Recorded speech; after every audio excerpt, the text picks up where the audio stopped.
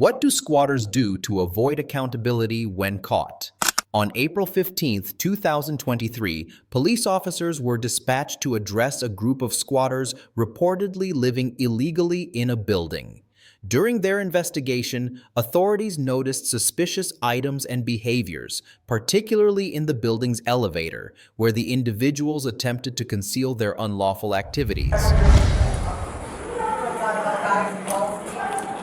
What's going on today? Not much, sir. How's it going? Not too much. What the hell is this thing? I'm just trying to build a little cart to move my stuff around. I'll get everything packed. Gotcha. Do you got ID on your partner? Yeah. Thank you, brother. Sorry. I do not want to talk to you. What is this? I don't want people! Stop! It's like, stop! I'm alright. Sorry, I'm not trying to make a mess. I've cleaned everything out. Here, just give me that one more time. Sorry. So the reason that we're out here with you is because of this stuff. Okay, it's blocking egress. I'll get it moved out. Because we got cameras and stuff, and we got people watching it, and we can't. That's why we're out here. I'll get it moved out right now. What we do? I'll start packing out. Thank you. No problem. And do you guys have a 24-hour notice thing? I got the resource pamphlets. You guys been given one of these before? No. Okay. Oh yeah, I've got it.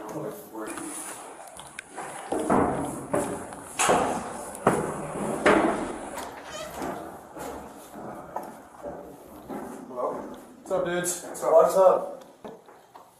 Just said it can't be in here. Oh, you can't be in here? Okay, it's been like that. Yeah, but what about Frankie though? He's got no place to go, bro. Yeah.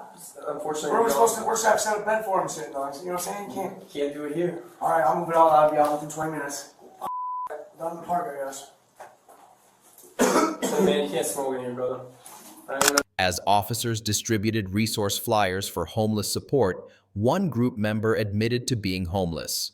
The police instructed them to leave the area and not return. You guys just want to stand there. Why? What's that? Why?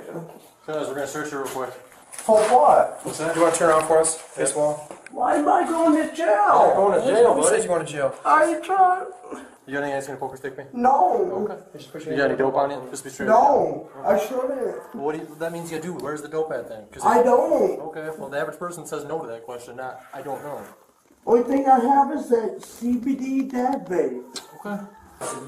What's her deal today? I don't know. Ashley. She's been going like this since when she disappeared. Ashley Kloss or No, you don't. anything you want, big guy?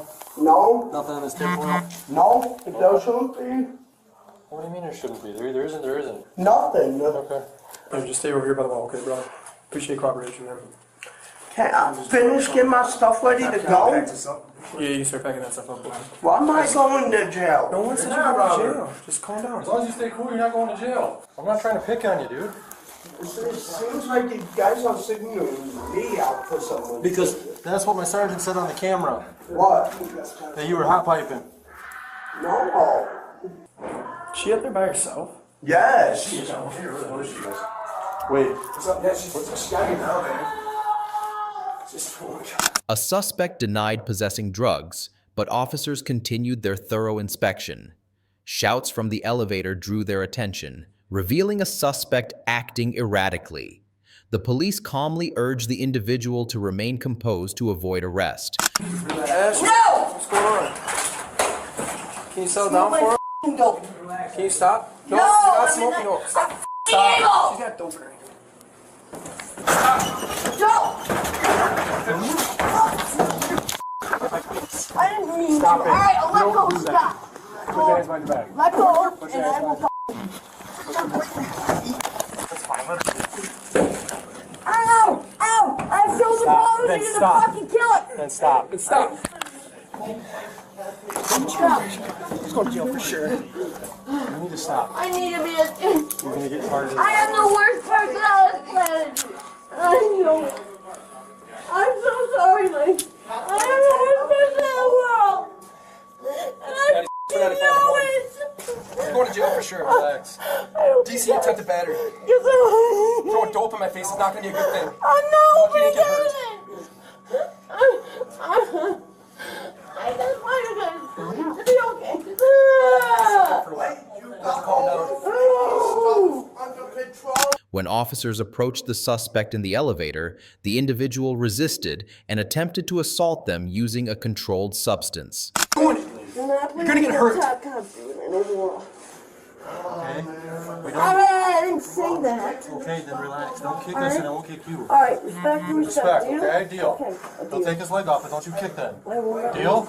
Deal. You promised. She tried to rub that dope in my face. I did not mean to do that to her. I was trying to swallow it. You promise that you're not gonna kick. I won't do What it. was on that tinfoil? What was in the tinfoil? It was heroin. Fucking loser. Hey, roll over. Come on. Come on, I'll help you. Come on. Come on.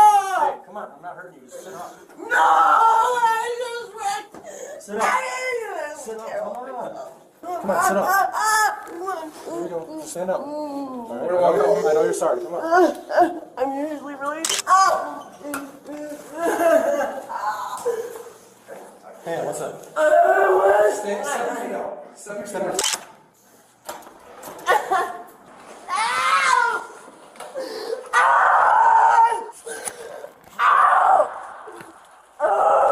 After subduing the suspect, police searched the scene and personal belongings, confiscating drugs and related evidence. Sit.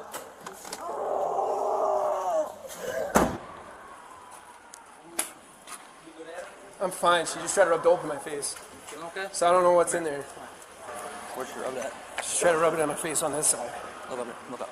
You ain't powder? I don't know. Open your mouth. She was trying to smoke it. I tried to grab her and she swept around and went, tried to get me in the face. I don't know if she got me or not. I didn't feel it hit me, but it doesn't mean it wasn't powder. I don't. You're not feeling it right now. I don't know. I'm a little lightheaded because I'm pissed, but. Medicals are wrong. I'll stay with him. We can cancel. I'll stay with him, have medical check him. I'll take her to the hospital with Danny. Brown, excuse me. She's got those gloves on. Check the elevator bay.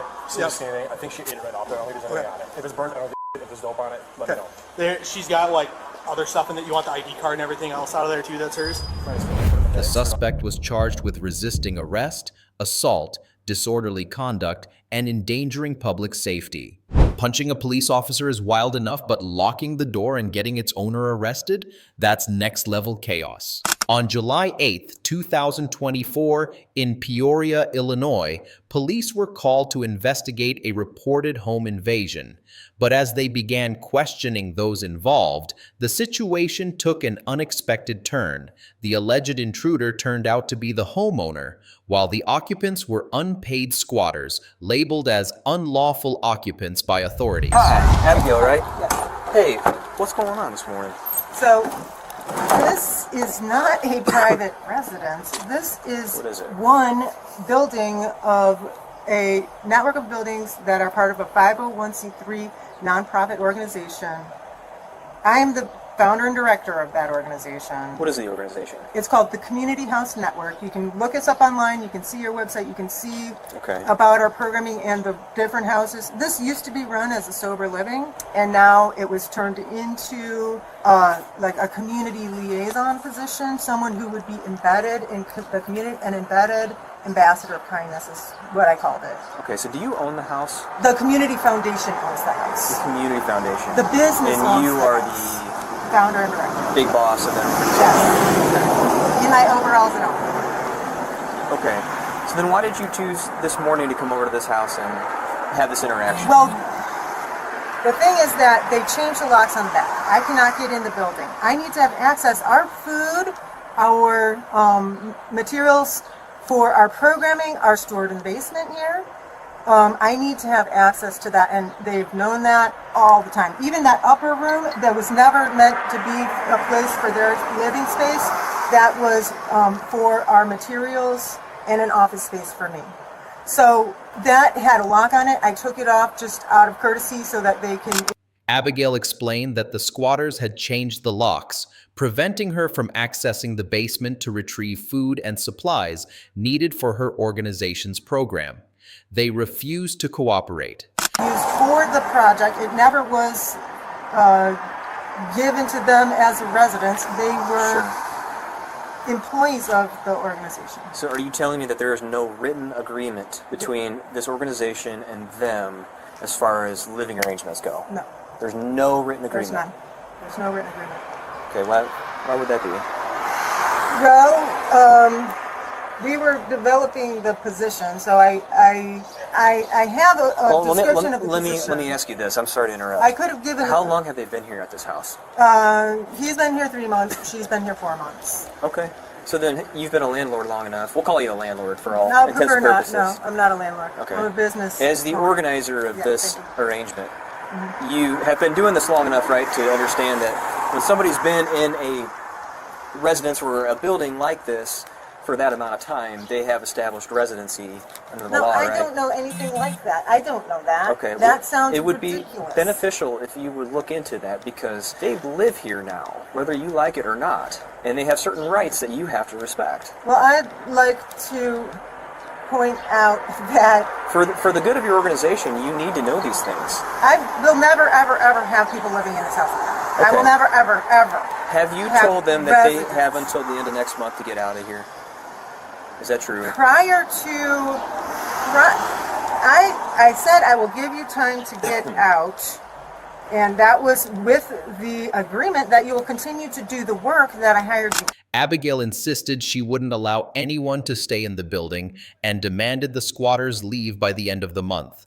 In response, they changed the locks and threatened her. Me messages threatening me. Okay. They started threatening me, and they changed the locks, and that is why they have to go now. Okay. Well, So do they have a right to change the locks and threaten me? Do they have the right to change the locks to a business? that's between you and them. No, That it's is not. Is it legal? that is fundamentally for an a civil outsider? matter. Is it- okay? is What it I'm here, legal, though? what I'm here to do is to try to keep you out of jail, because I'm afraid that what you did today came dangerously close to that, and they're not even interested in going that route. Well, I'm interested in having them out. What they wanted me to convey to you is that they're doing everything in their power to get out of here as soon as possible. You did say that they had some time to do that, That was before. so they are making an effort to get out ASAP. They do not have time, okay? That is not acceptable. They need to Okay. give me access to the house, at least the basement. My things are in there too. Well- My personal property is in there. If you can give me access to go get my personal property out, That's not between me and them. That's between you and them. You need to work that out. But it doesn't sound like you're on really good terms right now. So I would let that be until they leave, and then you rethink how this whole house is organized for future residents. Okay? Or whoever stays here. no one will stay here ever again. Just understand that as the organizer landlord of this place, you cannot just help yourself into some place that The police informed Abigail that the occupants agreed to let her retrieve her belongings, but warned that any arguments would need to stop immediately. Abigail accused one of the squatters of slamming a door on her foot, causing injury, and claimed she had video evidence of the incident. What are they thinking? That is What not. supplies are you needing right now? We need the food for the food bank, and Is that a lot of stuff? It's quite a few things, and I need my Instapot. I need my mixer.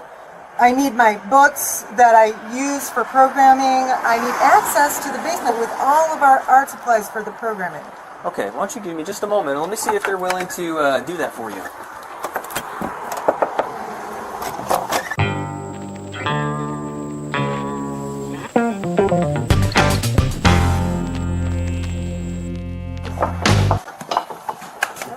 They say they're willing to let you grab some stuff out of the house.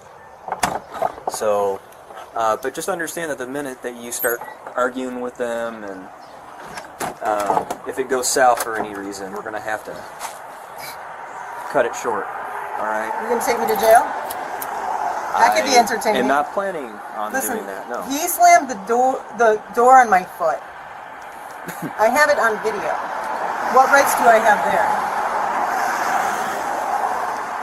Given the circumstances, I would say, I don't know. I would say that it sounded like you forced yourself in the house. No, I when walked you in were the unwelcome. house, and then he grabbed my dog and threw it outside, and then when I was going to let the dog back in, he pushed me out and slammed my foot in the door. Okay. All right, and what's your organization? It's called the Community House Network. All right. So here's what I'll do. If you, no, I'm not even gonna go there right now.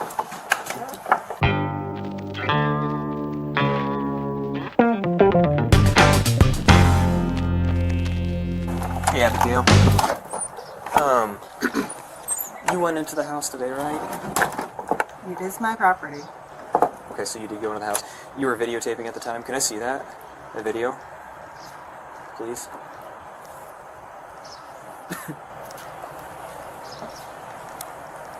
Landlord-tenant situation. Do you have a lease? Yes. No, you do not. Squatters, you have to admit this. It doesn't matter. See, even admit we're This is a squatters. business, You not have to admit private it. property. He admitted what? That they were squatters. This is not a landlord-tenant situation. Do you have a lease? How long have they been here? No, you do not. Squatters, you have to admit this. Did you hear him say that? We're This is a squatters. business, not a private property. They fully admit they're squatting. They don't pay anything to stay here. This is an arrangement where they're supposed to be Did you helping have out text with the messages with program. them? I do. You want to see the last text Yeah, I message would love that to you see sent? some text messages. Let's see some text messages. Here's the last one, July 5th. The police confirmed that the occupants were squatters without a lease, clarifying that this was not a typical landlord-tenant dispute. Let me just see. Okay, so All right. this is where June he took the 24th. tools. I was trying to find out if he took the tools. He was supposed to be working out in the garage. I was paying him $25 an hour. He left the job, didn't let me know. I have other people who I'm responsible for. Okay. And Did so you tell them that you were coming over this morning? Did you give them any heads up? They know that I come here every Monday. We have food bank. Are you going to look at the text messages? No, I wasn't going to get that detailed into it. Well, this is the part where he Did they talks let about you him in the taking house? the tools. Did they let you in the house, or did you have to push your way in? I did not have to push my way in. I walked in. Okay. What about the dog? There was The some dog kind of... came after me. The dog walked in after me. Okay. All right. So here's what we're gonna do. You're under arrest for home invasion. Do you understand that? So I'm gonna have you turn around, put your hands behind your back. Lovely. Okay, can I at least lock the garage? Here, let's step down. Let's step down first. Not the Can I stairs. lock the Put your hands garage? behind your back. Can I lock the garage? Put your so hands that behind your back. We'll But take care of that. Well, relax. You're fine. We'll take care of this. Can I make sure my car and my things are locked? at Yes, least? ma'am. We'll take care of your dog as well. Alright, let's go for a walk. Just around the corner. Over here. See, the garage door is wide open. I want to make sure my car Do you have anything on you? Anything illegal? Like Despite being the homeowner, Abigail was arrested for unlawful entry and instructed to cooperate during a thorough investigation. She explained that she had no prior knowledge the squatters would take over her property and had even paid them for work, which they abandoned before refusing to leave. I let her come and live in my house for free. Well, that sounds like that was your first mistake, letting you come and for live here. for free. If you knew they were gonna... No, I didn't know Take they were going to advantage of do you. that. How did I know that? I didn't know they were going to do I that. don't know. Maybe you did, maybe you didn't. I'm just saying. Why would I know that? Why would I think someone would do that? I let her come and stay for free. I actually was paying them the equivalent of $1,000 a month to do a job, and then they locked me out of the house. Said I can't have any contact with them, and now I'm being arrested for going in my own house. Let you hold this for a second. Straight evil. I'm going to put these in your purse here. You can't think this is Take a seat, justice.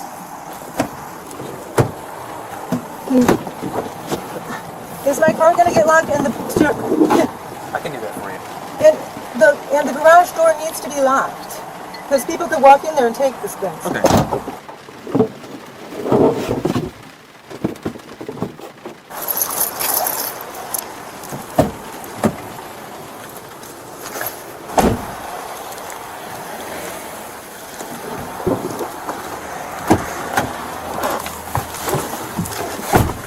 Is my car door locked? You can't think this is fair and right.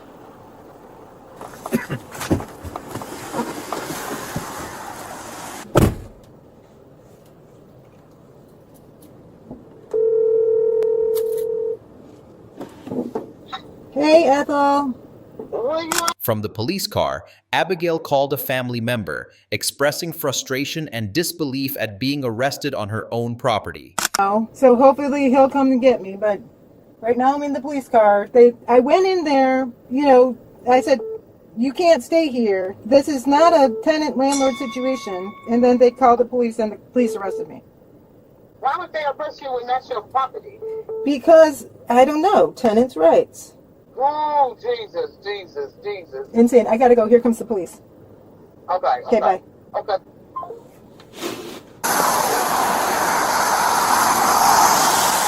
I'm gonna put disorderly conduct down there too, just... Alrighty. Abigail, where's your dog at? He's in the community house. I can have my husband come and get him. Okay. He'll be okay in there. So he's in another house? He's in the community Not in the house is car. right here. Okay. That's the community house. The one next to it is called the Chrysalis House, and then it's attached to our garage. Alright, I'll give you a chance to call your husband so that he can know to come get it. And it's taken care of. You said you want your van locked? Yes, please. Okay. And the garage. Is the garage door closed and locked? I didn't notice that.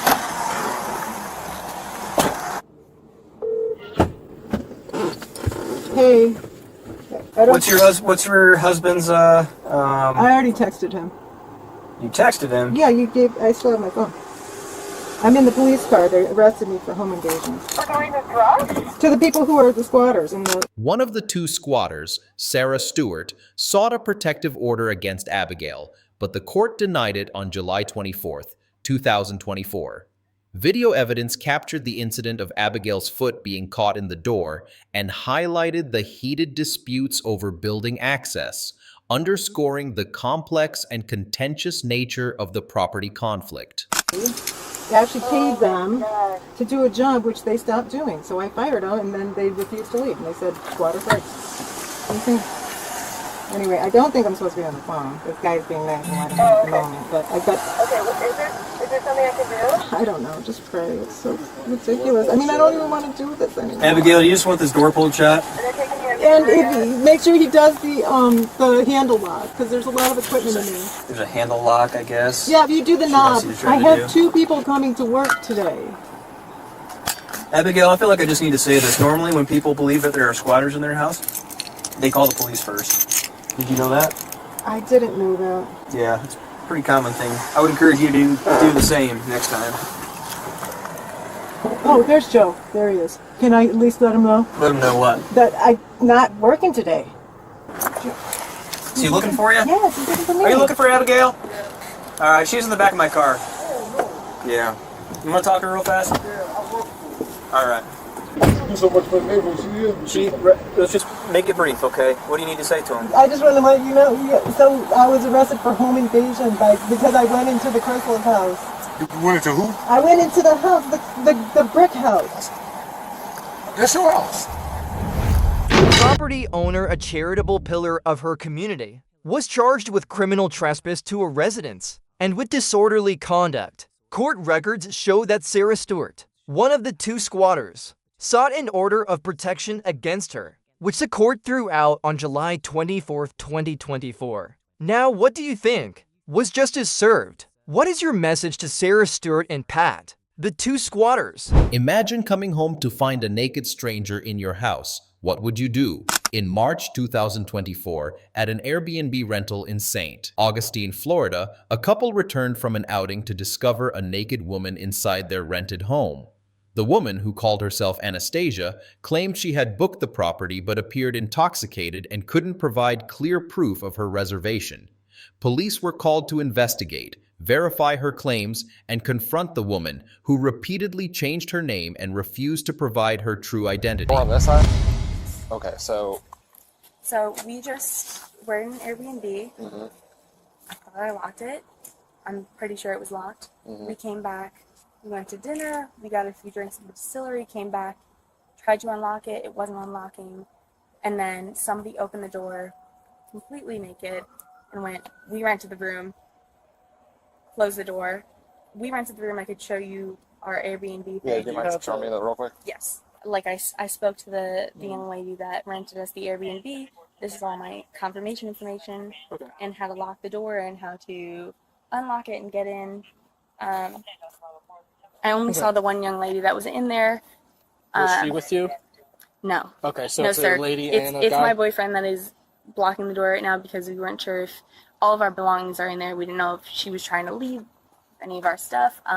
But it's just the young lady as far as I know. I don't know if anyone else is in there, but Okay.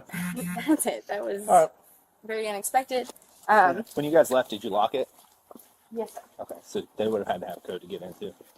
Well, I think I locked it. I don't know if I made a mistake in locking it, but Thanks, sir. Just get away from this. Police department, open up! Oh, perfect. I don't understand what's happening. Why I'm being bothered. Okay, come step out here. Come step out here. That's your shirt? Yeah. Okay, where's the guy? The other guy in here. You want to check? Come out here. No, don't go back inside. Come out here. The police questioned the woman, asking for her booking confirmation and identification, but she had no phone, claiming it was stolen, couldn't recall the door code, and failed to provide coherent details. What are you doing? Why are you here? I'm just staying there. Okay, staying there. Do you have a reservation to be here? Yes. Okay, where's your reservation? Can I see your reservation? Well, my phone was stolen, Okay. so I don't have it on me. Okay, do you have your ID on you? No. Okay. Yeah. Okay, do you have an ID in Florida? Yes. Okay.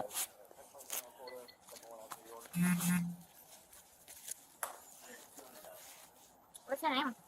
Officer Auk. ID number 3015. Okay, what's your first name? Haley. Spell it. Hiely. You want to say it for a second? Yeah, I got you. Can I get my stuff out? Just hold on a second. We're not going back inside right now. We got to figure out what's going on, all right? Because things aren't adding up. You got a he said, she said type thing, and things don't make sense. All right? Is this your vehicle? No. Okay. How'd you get here? I was walking actually. I have my car's parked downtown. I was kind of drunk, so maybe that's what happened. But like, Do you have anything illegal on you? yeah. No guns, no bombs, no knives, nothing? Do you mind if I just check real quick?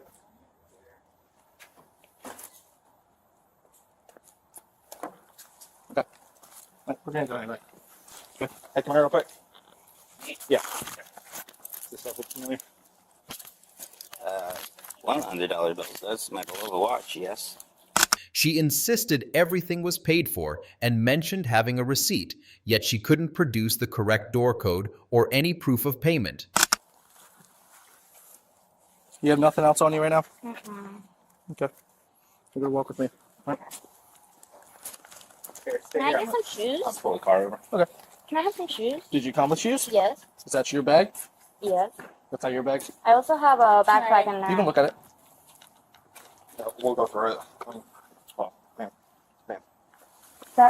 Those are my pants right there. That's actually the bag that I just set down. Do you mind if I use the hood of your car? Absolutely. Ma'am, you can come over here. That's the bag I'm just that gonna- I just got at Earthbound that I just put down. It has the strawberries in front. There is a braised short rib and one of the boxes right there. There's a mac and cheese and That's chicken. your short rib from River And the Ford, I other one, imagine. there are the brown pants that I just got. There's a butterfly clip in there, a butterfly body chain in there. There is a mushroom keychain. Yeah, I'm naming most of these things in here, so. There's a receipt in here for all this stuff. Yes, sir. I'm just doing my due diligence, that's all. No, of course. I'm on vacation here. Kind of going through a lot right now. Yeah, anything that's not yours, just put up there for me. Can I have a sip of my Corona? No. I'm dehydrated. I'm gonna vomit. Okay. Well, if you vomit, then do it off me. Okay. Go ahead. Go on with what you're saying. Everything's paid for, has a receipt. Ends in her debit card number. I just verified. Okay. All right, so go ahead. You're on vacation. I'm on vacation. As officers pressed her for answers, they checked her belongings and attempted to verify her identity. She offered multiple names, including a complex Russian-sounding one, raising doubts about her credibility. And now, I thought it was the right place. The code worked, so I went in. The code worked? The code worked. and What's I the was code for this? I don't remember. I've been fucking drinking champagne. Okay. We were able to get in a couple minutes ago. What's the code for this place?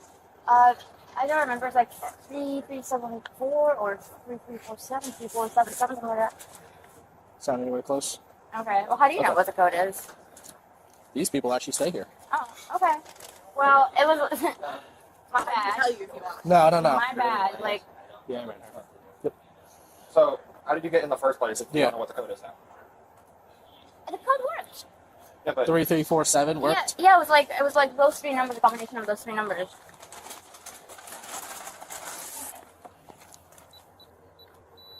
It worked with me. Amazing. Okay. So you got in and then did what? Took a shower, drank champagne. Took a shower and drank champagne? Yep. Okay. What did you bring with you inside of The Four Loko. the Four Loko? Yep. And my pants. And those Adidas pants. Yep. Did you have a shirt on? Yes, I did. Is that your shirt? No, it's not. Where's your shirt? Which one's your shirt? I don't remember because I'm drunk. You don't remember because you're drunk? Yeah. Or See if we can figure it out. Do you know Alright, what we'll color it was, maybe? It's probably black because it would match the clothes. No, some of my Four Loko clothes. no. You can't have something for Loko. Can I have some water? I don't have water. Well, if I like die of hydration, like The police searched her vehicle and instructed her to remain still while they worked to clarify the situation. Is this yours? yeah, the gross one. This black one? Mm-hmm. Yeah, that's yours? Mm-hmm. Is the door open? So like what? Like All right, stand right there. can I at least put on some shoes? I'm cold. In there. Which ones are your shoes? They're probably black, also to match the black outfit. Go for an all black style? Mm-hmm. Okay.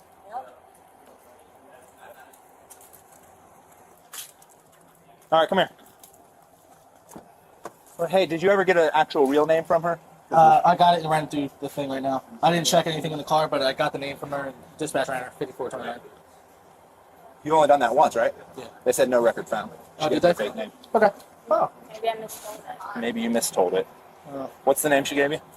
You have it written down. It's H. I just put it fixed. How do you spell your first name? Hiely. I like changed it recently because I like to change my spelling. Okay, legal name. What's your legal name? What is on your driver's license right now? It's Haley S. Jefferson. What's your date of birth?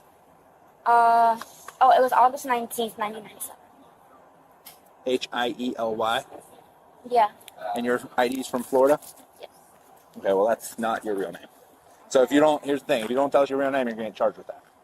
Okay, and what happens if I do say my real name? Then you won't get charged with giving us a fake name. Okay, well, it's Anna. It's Anna? Yeah. A-N-N-A? A-N-A. The woman was detained after refusing to provide her real name, with officers warning her she'd remain in custody until her identity was confirmed. Did you just say your last name? No, that's my middle name. Okay, no, that's all right. And then I have two last names. Okay, what is it? Okay, so make sure you write down the middle name though. Okay. Because that's important. Okay, so Laimutrisovna, it's going to be Laimutrisovna. Okay, what's your last name? Okay, so the last name is going to be Karavayeva. Spell it for me. So it's going to be Carraraveva.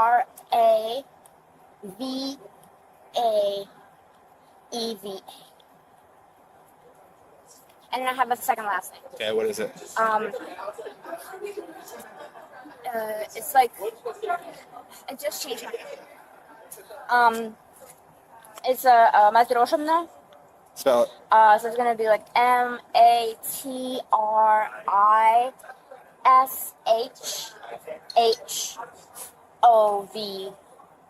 N-A? And the R is silent. Okay. MATRISHHOVNAR? That's okay. I feel like you're... Are you being what? You don't like Russian names? No, I feel like you're bullshitting again. Okay. What's your date of birth? Okay, so it's what I told you. It's August 1997. And your ID's from Florida? Yes. Well, I mean, might have been from New York. Might have been from New York. I'm on vacation. 65, the possible real name of the subject. Simple. She says she has two last names. They're both pretty long. It's going to be Charlie Alpha, Romeo Romeo, Alpha Victor, Alpha Echo, Victor Alpha, so far. She demanded the officers' badge numbers and expressed frustration over her detention. So, Yeah. And I don't want to uncuff her right now because I don't know what she'll try to do. So, so we're going to take her up to the jail. It's a $30 shirt. Are you? Are you worried about bringing the shirt back? We're going to take her up to the jail. They'll give her a T-shirt. I'm just saying, It's, keep it, just burn it. You Burn sure? it. Keep it. I don't want it back. I'll get a new That'd be one. great. It'd be a good memory. Gotcha. Nope. Nope, She doesn't we don't ever wanna want to see keep it it. again. You don't even want to see it again. Gotcha. Never Okay. want to see it again. All right. Fair enough. Not the kind of memory that I want to scrapbook. You know. Fair enough. Anything else? You got both statements? Yep, both statements. I have the victim's right card. Christ on a corn dog. She's crazy. She's having a great time. All right. You guys go. Yep. Yeah, we're good. Thank you. Y'all have a good night. All right. Thank you guys so much. I'm so sorry. Yeah. No apology. This is nothing to be sorry for. Yeah. Yeah, no. You guys have You guys are victims of crime. You came home to this. You did nothing wrong. I apologize. You guys came here and had to deal with this. Yeah, I guess I'll try it. Yeah, why not? Where's it? It's in the trunk. Just start doing your thing.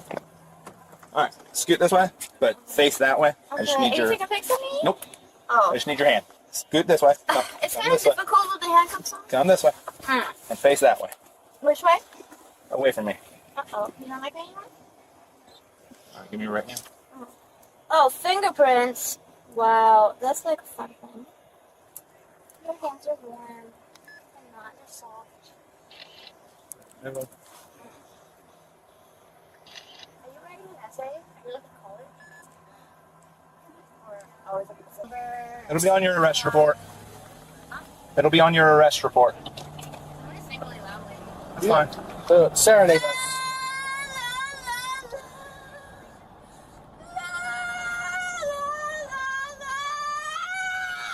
You have a beautiful voice. Thank you. You like it? I've been practicing. Sound like Lady Gaga. Yeah, they kind of give off Lady Gaga. Why do squatters believe they have the right to occupy others' homes? On April 24th, 2023 in Georgia, a deputy sheriff responded to reports of possible squatters in a vacant home. A man, accompanied by a group, was found repairing the property and engaged in a heated dispute with the deputy over their right to be there and the presence of a dog inside the house. Dude paid them come over here and clean the house out of stuff in the yard, all right? But somebody squatting in that building, they got a dog in there. What kind of dog? I don't know. We can't see the dog. We can't not get to where the dog at. Where the man at? I don't know where he. I don't want to go in there because I don't know if he in there. He got something in there. I don't want nobody to get hurt. You know what I'm saying? That's why, Major Wolford. That's my brother. I called him. He told me to call y'all. Yeah. But the dog is right here. You can't get in because the door locked. The dog is there. Don't have a key. Huh? No, they put their own locks on them. They got the door locked. That's the owner. It's his uncle's house. His uncle's on the way here now. But he gave us permission, to come over here and do this. And then I don't want to be in there working, getting cleaning the inside of the house out of then, somebody come out of this dog run out or whatever, you know what I'm saying? I don't want nobody to get hurt. Sheriff's office.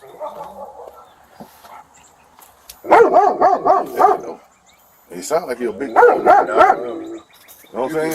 I wanted to kick the door down. I wanted to kick the door in, but you know what I'm saying? I don't know if he tied up behind the door or what. That's what I'm saying. That's the only reason why. That's the only reason. These right here, we can get in through right here, but we can't get into this. We can't get over to this side right here because there's so much shit in there. We can't get to this side of the house. We done walked all the way through that bit. Evidently, they in there hiding. Because he said they came over here Saturday. The dog went in here. The man claimed he had permission from his uncle, the property owner, to repair the home. However, he hesitated to enter, citing concerns about a dog and the potential danger posed by others inside. He acting tough right behind that door. You gotta come out. You probably gonna keep going. I want to kick the door bad and kick it in.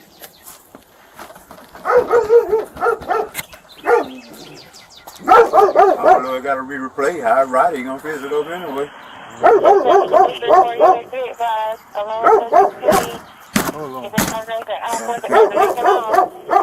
So you run out, I'm gonna shoot it. If you run out of battles, I'm gonna have to shoot it.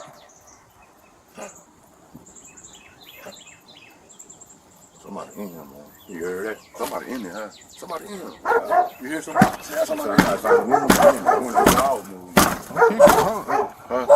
You gonna kick it in? Hell yeah.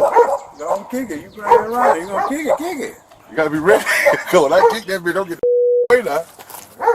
440 dispatch, can you have an animal controlling route? It's a dog trapped inside. Open the damn door. I heard it when it moved when you got that dog. And put the dog up too.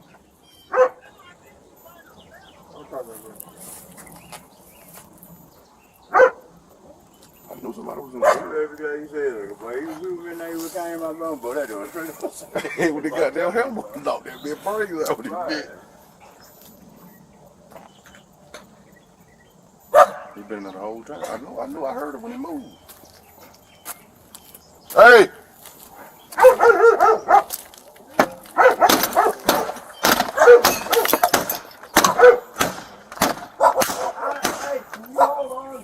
Tensions escalated as the deputy and the man argued over accessing the house. The deputy suggested opening or breaking down the door, but the man warned of the dog and possible occupants inside, emphasizing his desire to avoid harm. Open the door.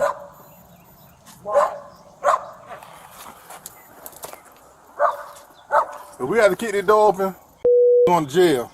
Man, I'm about to call the police right now. Well, the police already here. All right, y'all do how y'all feel. That's a bit hard, but I can't do nothing with it.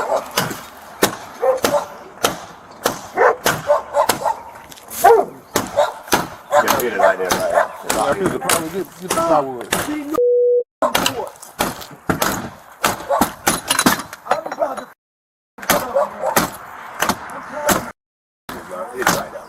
Right now. On that knee, you're coming forward right there. No, kick it over there, right there. You're coming forward.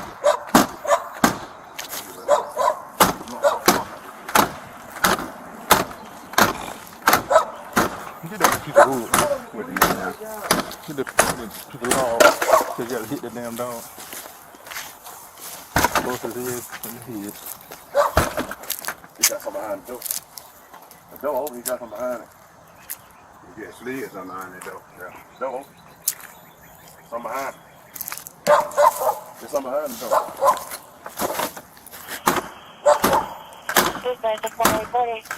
Hey, yeah, there's somebody at somebody's house right now that's beating on the door, trying to get in this house.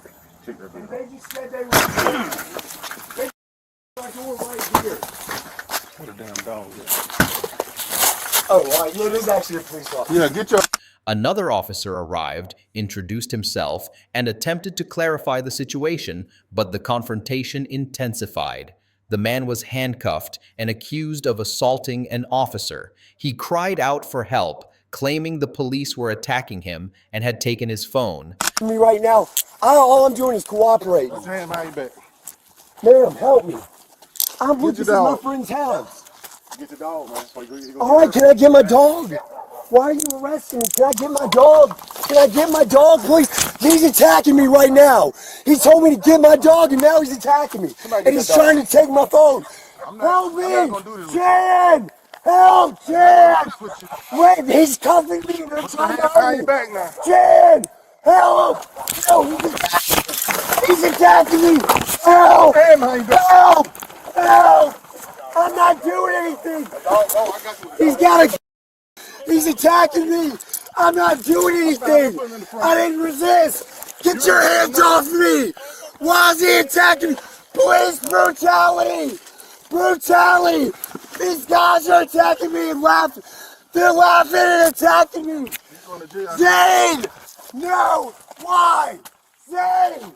Help! You going to jail? Why? Why? What the is wrong with you? What's wrong with you? Leave me alone! Help! Help! Help! Help! I'm not doing anything! Help! Help me! Help!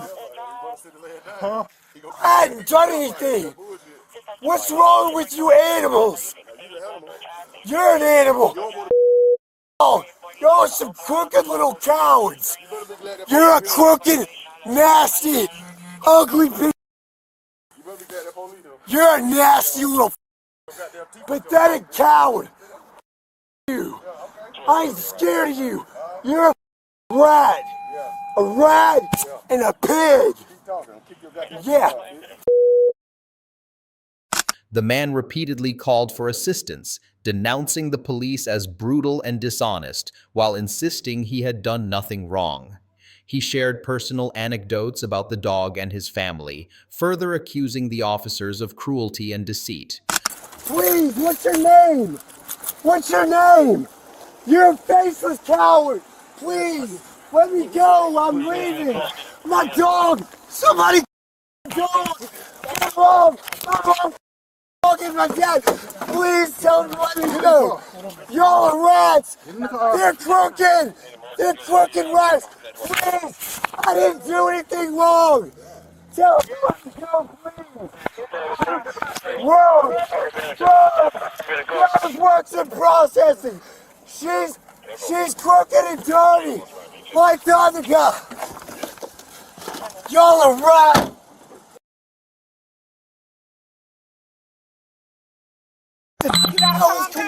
I was cooperating. Y'all are dirty. I didn't do anything wrong. I didn't do anything. Why are you arresting me? Why are you arresting me? Why? Why are you arresting me? Help! Please! Please! What's your name? Let me go! Let me... Put your hands behind Help! your back, Help! Put your hands My behind your dogs! They beat me up! I didn't do anything! They're cowards! They're dirty! Dirty crooks! What's your name? My name's Falls. They arrested me for no reason. What's your first name? Taylor. Taylor's his name. He attacked. What were we talking about, man? I was talking about supervisor. The man was charged with obstructing a public officer, ending the incident with a stark reminder to think carefully before taking action. Stumbling upon an intruder in your half-built dream home. Now watch as a tense police confrontation unfolds, leaving one man injured and facing serious charges. On December 6, 2022, an officer conducted a directed patrol at a home under construction after the owner reported an unauthorized man inside. How you get in my house? You need to step outside. How you get in my house? It's not your house. Get outside. This is my house. It's not your house. Yes, it is, bitch. Then show me your ID. I'm looking for it, but I will. Well, This is not your goddamn house. Go away from my house. Get the fuck out there. You're about to hurt real bad. No. Okay. Bullshit. You don't care. You know that. What's gonna happen is you are going to step outside right fucking now. You hear me? You know what? You know what? I already be here. Now. Okay, fine. Don't be fucking with me. You wanna go back right now? Hey, look, you back off. You're about to get punched straight in the head. No. Tell me Bullshit. Stop.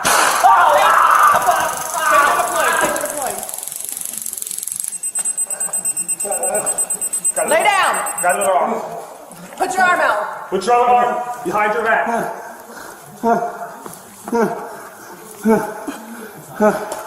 The officer acted quickly to gain compliance, but the man was injured during the confrontation.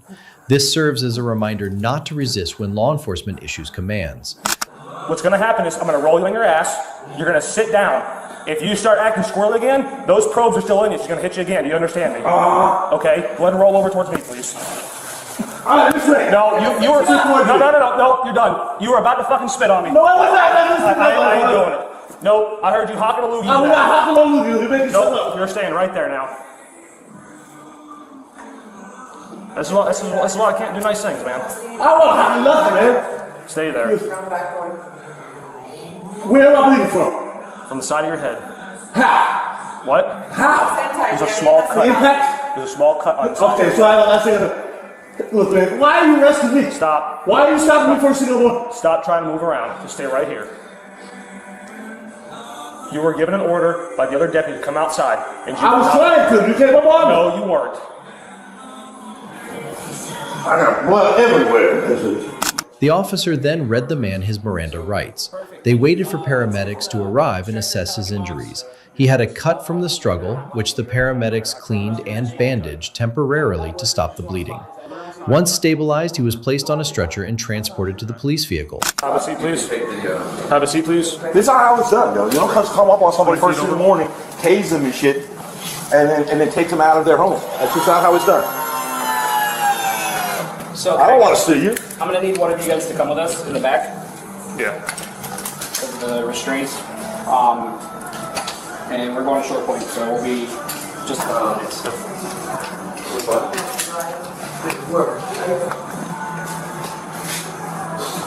You have the CSI, correct? Is he gonna follow you? Is there a driveway? Yes. Yeah. Okay.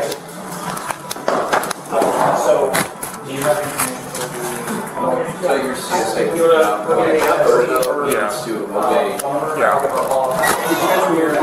Probes, no, they're still there. Yeah. So, Thames, can you go with them up front, just please? Later, a female officer spoke with the property owner to explain the situation. And then what did you do? You locked the doors?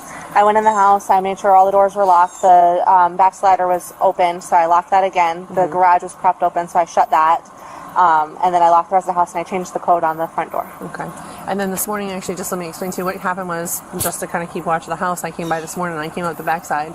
I had observed, looked like appeared to be a white male sitting inside the residence, so I approached the house. He saw me. He asked me what I wanted, and I kind of knocked and said, "Hey, I'm here. I need to speak to you. I need you to step outside." He refused to come outside. He said that he didn't have to answer me or any questioning. And so his name, my partner showed up and we made entry into the house because the back slider was still open, so we made entry. He refused to come with us or step outside. He kind of tried to shut the door in our face, so my partner came and we took him down. Unfortunately, we did have to tase him in the event to get him down, so there's some blood on the floor that's going to have to be cleaned up now. After completing the paperwork, the man was taken to a hospital for further evaluation and then awaited transport to jail.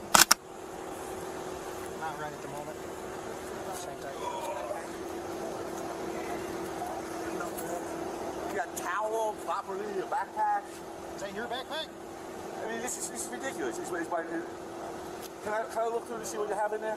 You have all the hygiene. You have my mop in there. I don't know. All right, have a seat, my man. You have my credit card in there. Watch your head a little bit. It gets a little tight. You got a boyfriend in this county or whatever? You're that aggressive, huh? Looking at me all funny. Never gonna happen.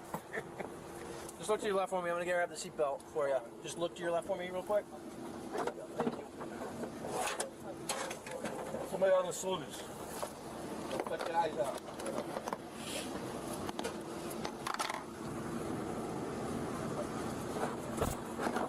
So the construction's over. How does that work? What construction? And when do I get to see you on? The magistrate. Right away, it's early. I have no idea. What time is it? What time is it? It's 10:10. All right. Thanks, sir. The man was charged with battery on an officer, resisting an officer with violence, and trespassing. He was sentenced to 36 months of probation, a mental health evaluation, an anger management course, and fine. When a property owner's renovation dreams turn into a nightmare with armed squatters taking over his building, see how police sweep in to reclaim control in this shocking standoff. On March 12, 2023, police officers responded to a distressing call from the owner of an apartment complex in Columbus. The owner reported that multiple drug addicts and squatters had taken over his property, refusing to leave. The situation escalated when one of the squatters allegedly pulled a gun on him during a confrontation, demanding he vacate the premises. The owner, who had been working to restore the building, was shaken but unharmed. The dude pulled the gun out on me the other day. Yeah, I heard about that. Yeah, like man, I bought this place. Ain't nobody never messed with it. I was fixing it up. You know, I'm taking my time, trying to bring it back to life. Working, coming when I can get some free time. And they ain't nobody never messed with it. Upon arriving at the scene, officers met the owner, a man who had purchased the property 3 years prior with plans to renovate it. He explained that he had been fixing it up in his spare time, investing significant money into repairs, including a new roof and cabinets. He had never encountered issues until recently, when he noticed an influx of unauthorized occupants. The owner recounted finding the building boarded up from the inside, a clear sign of squatters taking control. He described his frustration, noting that his tools, furniture, and other belongings had been displaced or stolen, and the apartments were now filled with strangers' possessions, including clothes, guitars, and even decorated spaces. I'm surprised that these tools, are these your tools? Those are my tools. So if somebody working, it's a working guy living in here. But ain't nobody supposed to be in here. Like, this is like a bad dream for me. I fixed all of this up. Did you put this No, like, I ain't put none like of that. That's what I'm saying. Somebody else, I'm like, they decorate this like a like living these here. clothes. The owner pointed out specific changes: a bed frame and mattress he hadn't placed, shoes scattered around, and locked doors that hadn't been secured before.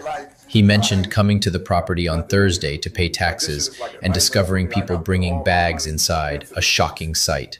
The smell of cigarettes and incense lingered in the air, and the owner was particularly disturbed by the presence of about 20 people in the building at one point. He also shared a traumatic encounter with a white man who had pulled a gun on him, threatening him to leave his own property. The owner, who carried a licensed firearm for protection, emphasized that he had proof of ownership and had worked hard to maintain the building. You're not supposed to be in here, man.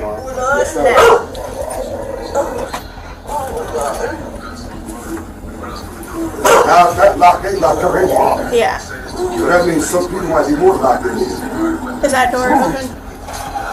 As officers began their sweep of the complex, they announced their presence, calling for anyone inside to make themselves known. The building was eerily quiet, with signs of habitation everywhere: clothes, furniture, and personal items that didn't belong to the owner. In one apartment, they found a woman who claimed she couldn't walk and was caring for a puppy named Champagne. She admitted to staying there for about a month with her ex-girlfriend, Tessa, who had taken care of her the previous night. The woman appeared scared, insisting she wasn't in trouble, but officers informed her that no one was authorized to be in the building. Champagne, good girl, Champagne, good girl. Good girl. It's okay, honey. Good girl. Have you been staying anywhere else besides here? No. How long have you been staying here? About a month. About a month? Who do you live with?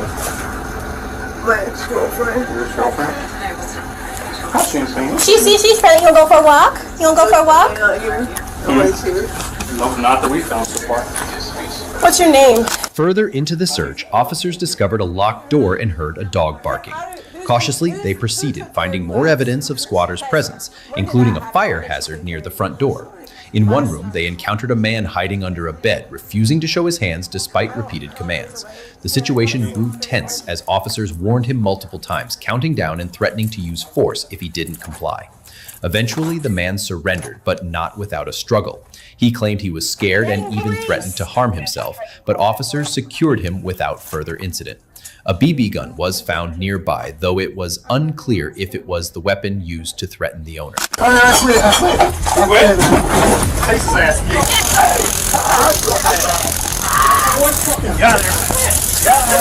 Back out of here now! Put your hands behind your back! I'll do it again! I'll do it again! Do not tuck that hand down! Do not tuck that hand down! In another part of the building, officers found a second woman who claimed to be a caretaker for the first woman they encountered. She denied doing drugs, stating she was in recovery, and explained that a man next door had allowed them to stay in exchange for work. However, she admitted to hiding because she was scared of the man who had threatened the owner. Officers informed her that the property owner had already instructed them to leave days earlier, and her story about renting from someone else was dismissed as false. She was visibly frightened, but complied as officers escorted her out. Right now! I'm actually a caretaker, okay? I'm actually a caretaker. I'm You're just not scared. taking care of her. Scared. I'm just scared. I'm not doing nothing. I'm just scared. I am taking care of her. That's why I'm here. The building was thoroughly searched, revealing more signs of unauthorized habitation, including locked rooms and personal belongings. The owner's cousin, who had accompanied him, was nervous but cooperative. Officers ensured the owner's safety and confirmed that no one was supposed to be in the building except him and his cousin. The lady with the puppy, the man under the bed, and the second woman were all taken into custody. There's the worst way down. I'm gonna go fire this. Because I'm scared.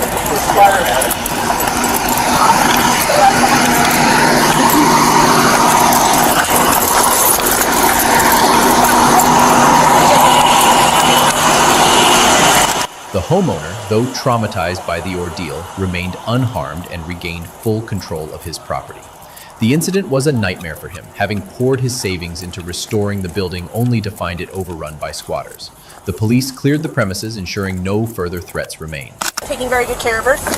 Yeah, I was trying to get us out of here. We didn't have nowhere to go. Her mom was here. There's a homeless shelter.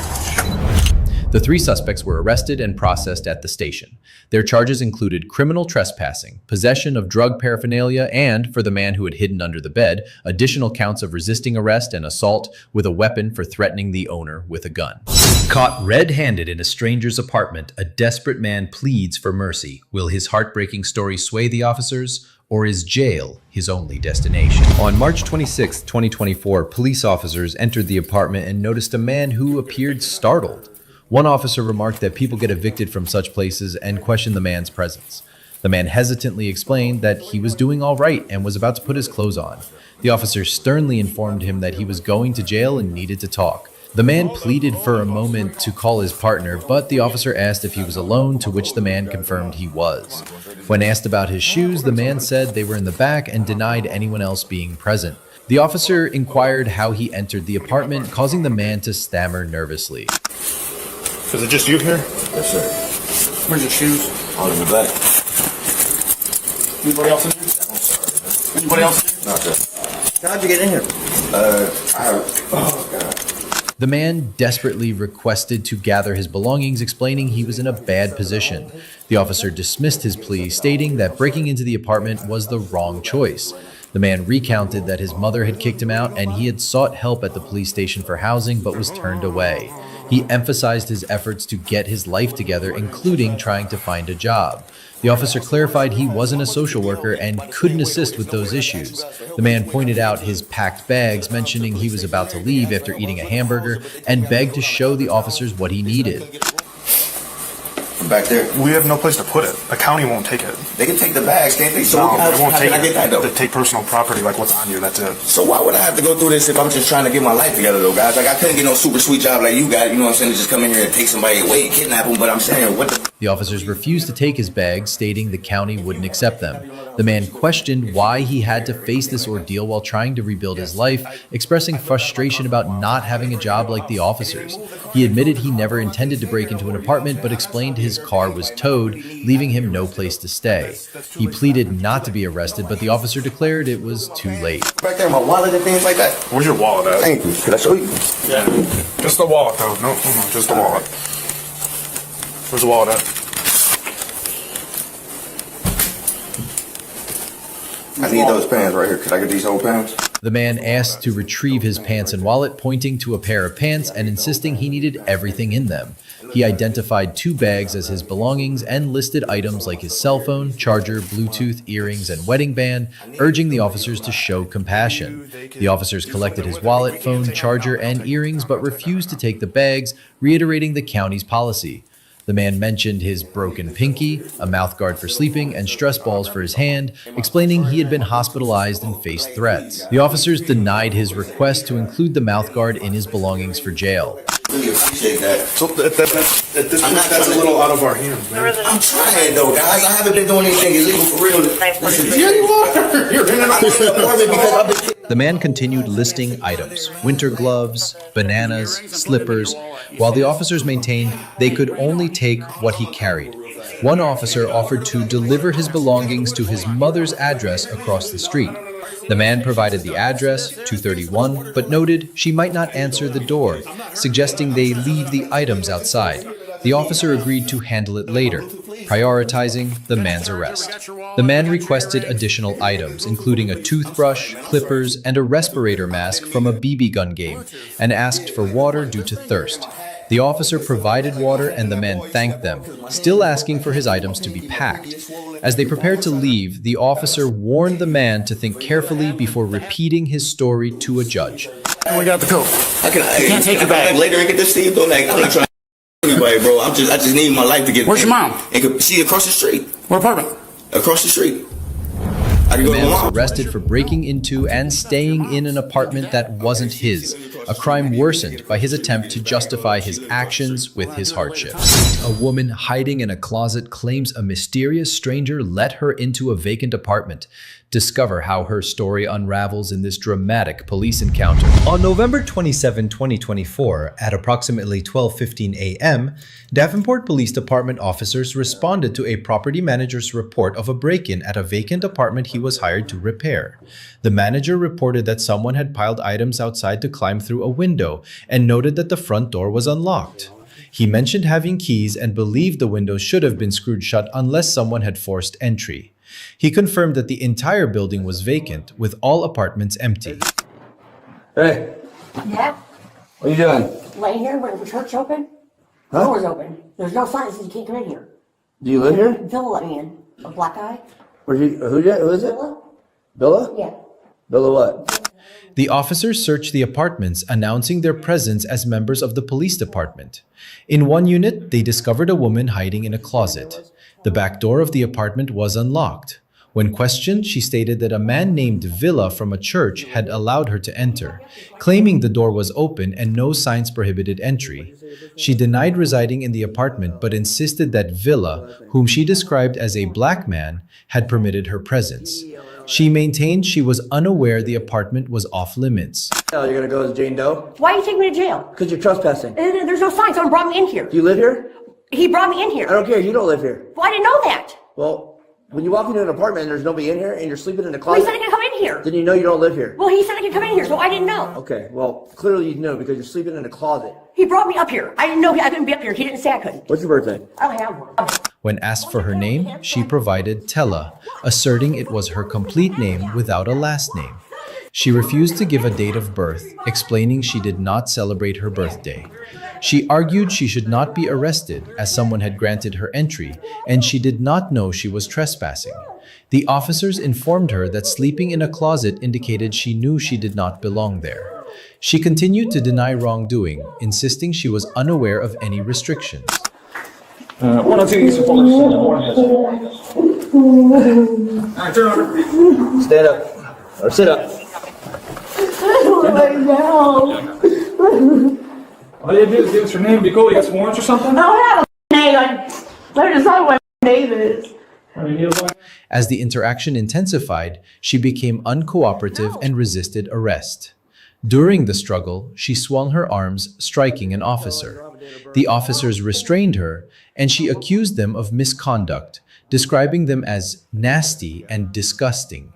She refused to comply with instructions to sit or stand properly, complicating her detainment. I don't know. Is he still in here? I don't know. I mean, we're gonna find him if he is. I don't know. Okay. I think Hike was coming, right? Yeah, let's go out there and deal with this first and get her secured so we don't have to. We'll get somebody else up here. The officers discussed the incident, noting the property manager's observation of someone climbing through a window. He initially thought it was a black man, but later suggested it might have been the woman, possibly due to her hat and coat. The manager explained that the city had been addressing garbage issues in the yards, prompting his visit to the property, where he noticed the intruder.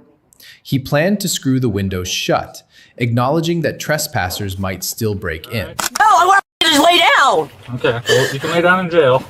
I'm going to jail if I lay down. I'm trying to lay down. Okay. This could have been a lot easier, man. I mean, if you don't have any warrants, you probably could just give me a piece of paper. The officers cleared the remaining apartments, finding no one else, including Via. The woman, still refusing to provide her name or date of birth, was transported to a patrol car. She expressed a desire not to have a name and mentioned wanting the death penalty, exhibiting erratic behavior. The officers decided to book her as a Jane Doe at the Scott County Jail, instructing staff to notify them or dispatch if her identity was established. And he's like, you ain't leaving. And then she starts freaking fighting him. I'm like, you're right.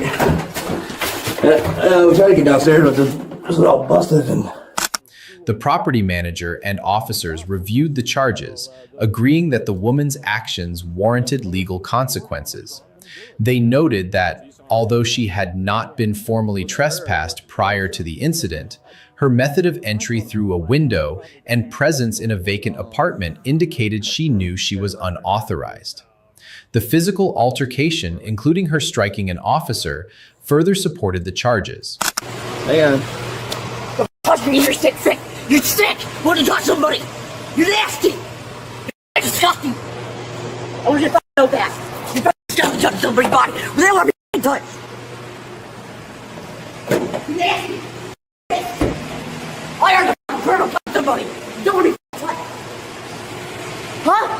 What can they have ways you don't want me to touch? Should you touch somebody? Slow down. You're nasty. The woman was booked into the Scott County Jail, charged with interference with official acts, assault on peace officers, and trespassing. Locked in her room and defying an eviction order, Shirley's explosive outbursts pushed police to the limit. Will she leave quietly or force a chaotic arrest? On March 25, 2021, police officers were dispatched to a residence following reports of a woman who refused to vacate the property after being evicted. The situation unfolded in a multi-room rental property where the woman, identified as Shirley, had locked herself in bedroom 4 and was adamantly refusing to leave. The property manager, Lori, contacted the authorities for assistance after attempts to resolve the matter failed. Unexpected because... What's her name? Shirley.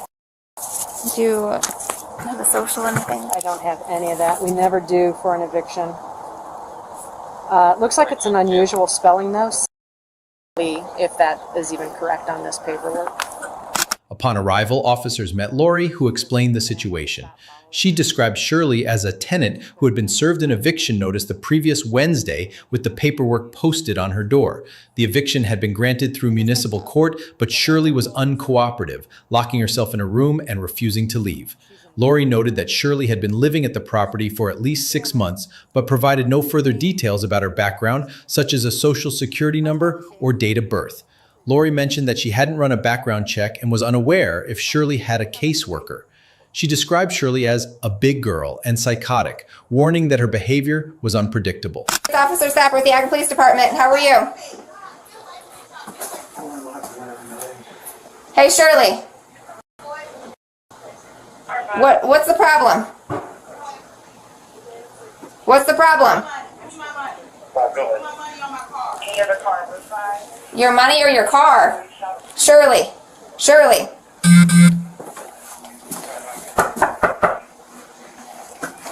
The officers attempted to gather more information to assess the situation.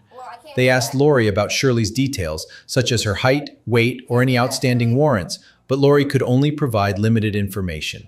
She noted that Shirley's name might be spelled unusually, and a quick check revealed no active warrants under the name provided. The closest match was a 54-year-old individual with a differently spelled name, possibly indicating Shirley had no prior record accessible at the time.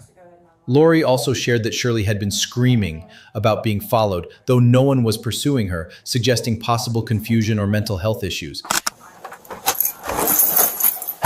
Shirley. Hey, get out. Nope. Dude, get out. Come on, man. Shirley, what are you doing in here? Get out, dude. Get out. Get out. No, the bailiff's got to talk to you. No, get out. Nope. As the officers approached Shirley's room, they attempted to communicate with her. They identified themselves as police and asked her to open the door to discuss the situation. Shirley's responses were erratic and confrontational. She shouted about someone named Charles and seemed to be talking to an unseen person, further indicating possible mental distress. She repeatedly demanded that the officers leave her alone, insisting she was not leaving the property. The officers explained that the court had ruled she must vacate due to the eviction, but Shirley dismissed their authority, cursing and refusing to comply. I want y'all to leave me the f alone. Shirley, what's going on? I want you to leave me the f alone. Okay. Did you Don't worry about what the f I'm doing, what the f going on with me. Worry about your motherfucking self. Do you get it? Well, I get paid to worry about other people.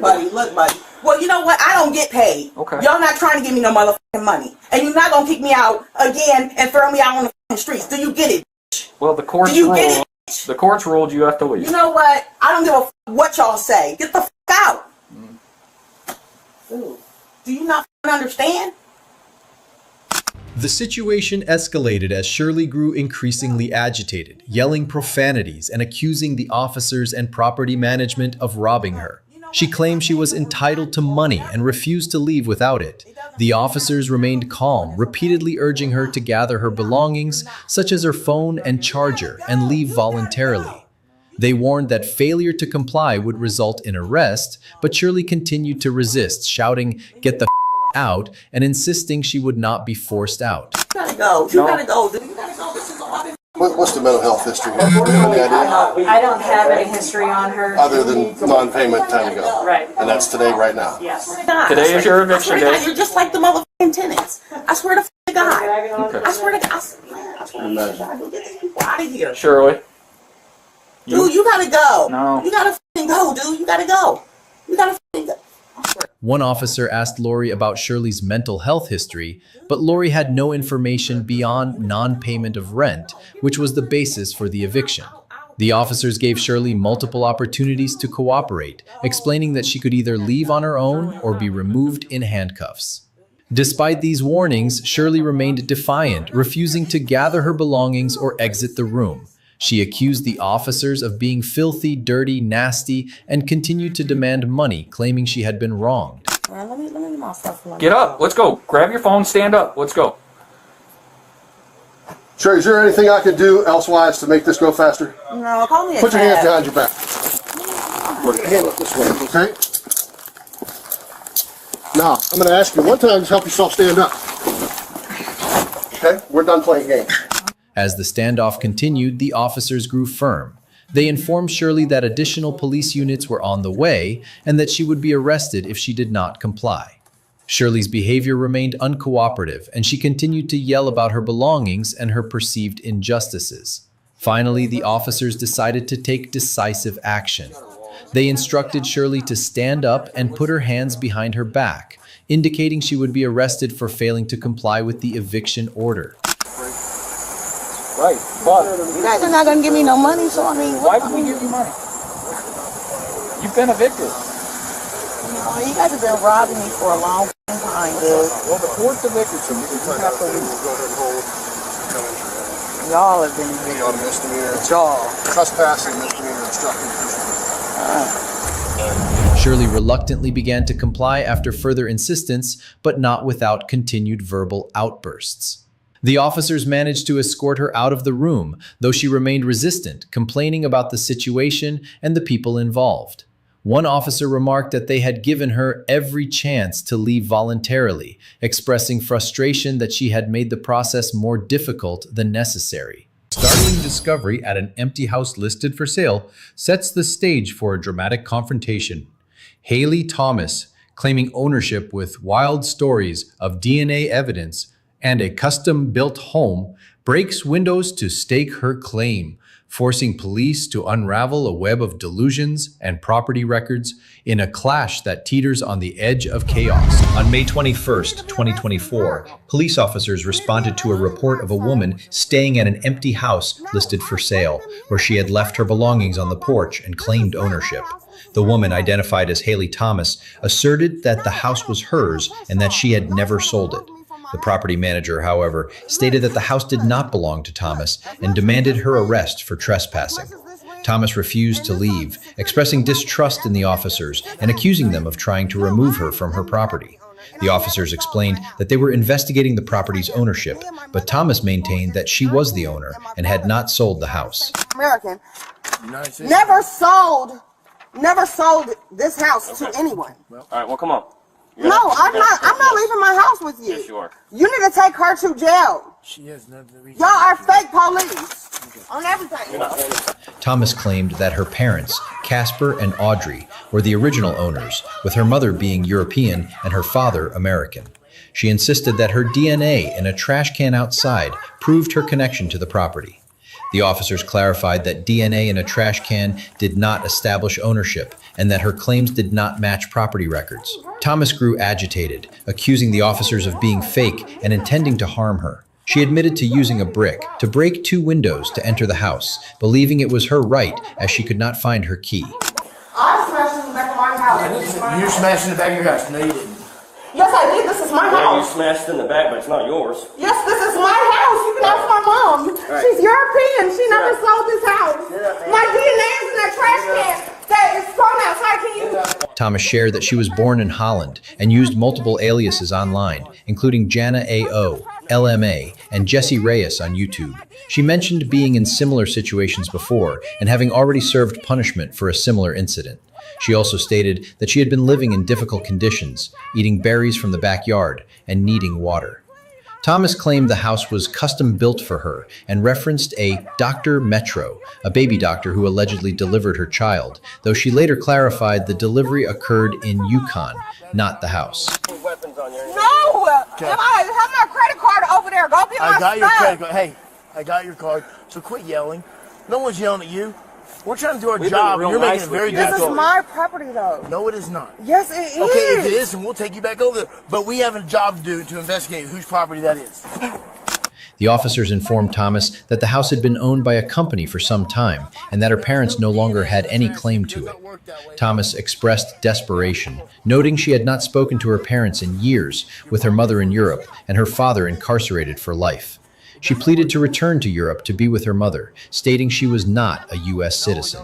Thomas repeatedly asked not to be taken to jail, citing fear of mistreatment due to past injuries, including being shot and stabbed in the head. Your birthday was what? My house. All that money y'all made?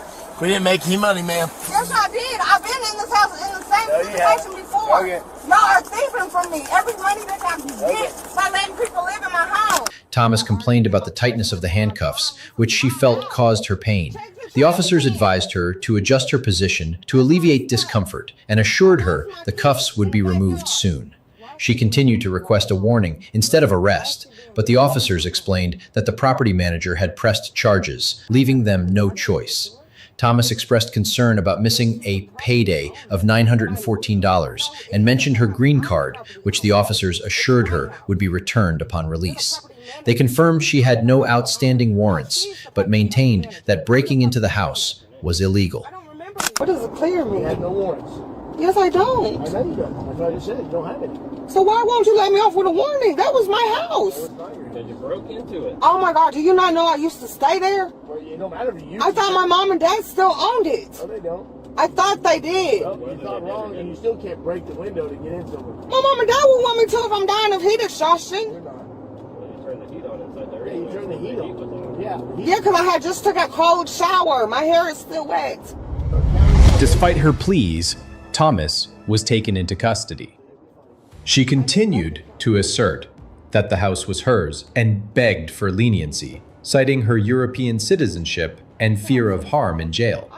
The officers reiterated that the property was not hers and that her actions had consequences. A family's desperate plea for justice at an Ohio police station takes a shocking turn. A man, fueled by frustration over a neighbor's alleged attempt to harm his family, erupts into erratic defiance, challenging officers and igniting a fiery confrontation that ends with handcuffs and a trip to the county jail. On January 5th, 2025 in Ohio, a man arrived at a police station with his mother and brother reporting that someone had attempted to kill them. The family's concern originated from an incident the previous night, where their neighbor allegedly struck their gas tank with a vehicle, causing a gas leak. They sought police assistance, frustrated that officers who responded to their home the previous evening had not adequately addressed the situation. Bro, hey, stop touching me. Stop touching me. Stop touching me. Get away from me. Get away from me. While waiting at the station, the man's behavior became erratic, drawing the officers' attention. When instructed to leave the premises, he refused, escalating the situation. An officer identified as McDowell, badge number 1363, repeatedly directed him to exit. The man requested the officer's name and badge number, which were provided, but he continued to resist. A sergeant, badge number 1147, also instructed him to leave, noting that the station was funded by taxpayers. The man claimed he contributed to its funding and accused the officers of pushing him against the door, though they denied any physical contact. Let's just take off. Hey, whoa. Now you're going to jail. That's fine. Right ahead. Can I have my shoe, please? The situation worsened as the man repeatedly asserted that the officers were touching him and demanded they stop following him. He maintained he was on the sidewalk, which he considered public property, and requested to speak with a supervisor. The officers continued to urge him to leave the station's property. He mocked the officers, calling them immature, and questioned their actions. The officers warned that his continued cursing and non-compliance could result in disorderly conduct charges. Make sure that I get my phone. We'll see you guys all in 24 hours. Actually, the docket's full there, smart guy. No, you're under arrest. You can come down to the police station and pick your phone up. The man's family remained at the station, with his mother and brother described as cooperative, unlike his disruptive behavior. He requested that his phone and wallet be given to his mother, who was inside speaking with an officer at the front desk. He expressed frustration, stating that fulfilling his request was the least the officers could do, and emphasized he had no criminal record. The officers declined to immediately hand over his belongings, citing protocol, and informed him they would not contact his mother at that time. Oh, you just closed the door on your officer. Nice job. Hey, yo, can you give my phone to my mom, please? No. Why not? Because we're not calling your mom to... No. I said, can you give it to her? She's in the police station. Can you give it to her in my wallet, please? The man was escorted off the property but continued to argue, asserting he was on public property. The officers reiterated that he had been warned multiple times to leave. His mother explained that the family had driven to the station to address the unresolved issue from the previous night. She noted that the man had been upset by an officer's response inside the station, where he felt dismissed when told the officer was not present during the prior incident, though he had meant the police department collectively. The officers acknowledged the family's frustration, but maintained that the man's behavior, including yelling and cursing at an officer named Henkins, necessitated his removal. Our neighbor pretty much tried to kill us last night, and nothing's been done. It's the fire department. Where are you guys? I can talk to you if you want to talk to him. Yeah, I can talk to him. So the neighbor hit our gas tank. Yeah, the neighbor hit our gas meter. Yeah. Yep. And we were told last night there's no proof. The man was handcuffed and informed he was under arrest. He commented on the handcuffs, noting he could not run without falling, and again requested to speak with his mother to inform her he was being taken to the county jail. The officers prioritized processing his arrest.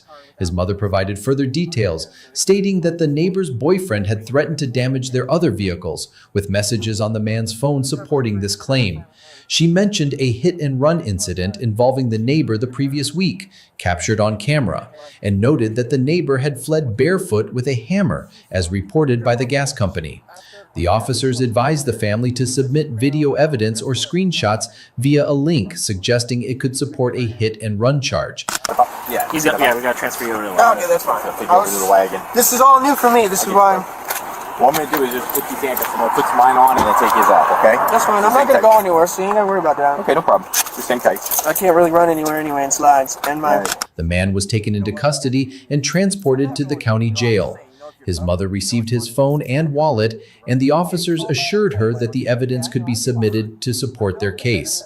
They acknowledged the family's difficult situation, but emphasized that the man's behavior at the station required his arrest. The officers noted that while he was technically on the sidewalk at one point, his repeated refusal to leave the property justified the charges. Nobody's yelling at him, we're just telling him to leave, and he's calling his and all this other stuff. So, I mean, that's when he got arrested. Okay. Can I talk to him for a second, please? He said he wanted to talk to me. What did you need to talk to? You have my phone, that's all I need. Oh. The man was charged with disorderly conduct and criminal trespass, stemming from his yelling, cursing, and refusal to leave the station despite multiple warnings. The man claimed that the neighbor had struck their gas tank with a vehicle, causing a gas leak, and that the police had not taken sufficient action.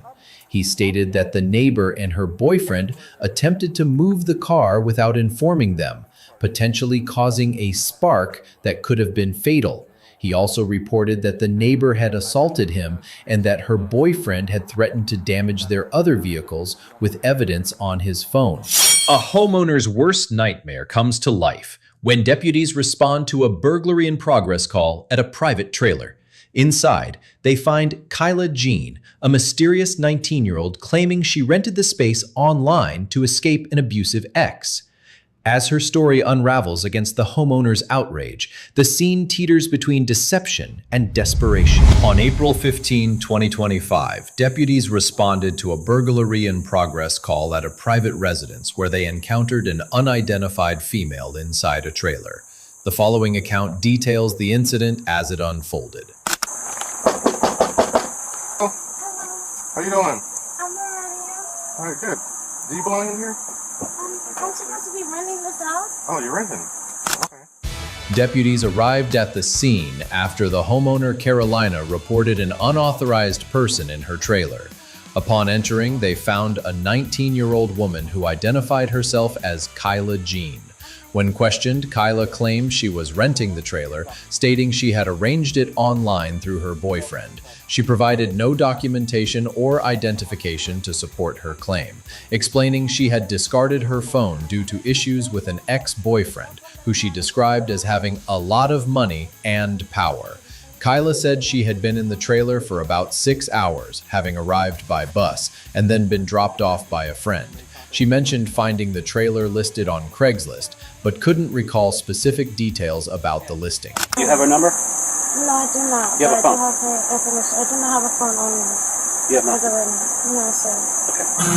Because you're not supposed to be renting this. They don't know who you are. So, when hold on. The deputies pressed Kyla for more information, particularly about her boyfriend, who she said had arranged the rental. She was evasive, refusing to provide his name or contact details, citing her upbringing and reluctance to involve him. She repeatedly mentioned feeling uncomfortable, particularly about not wearing proper clothing, as she was in a long shirt and requested to put on underwear.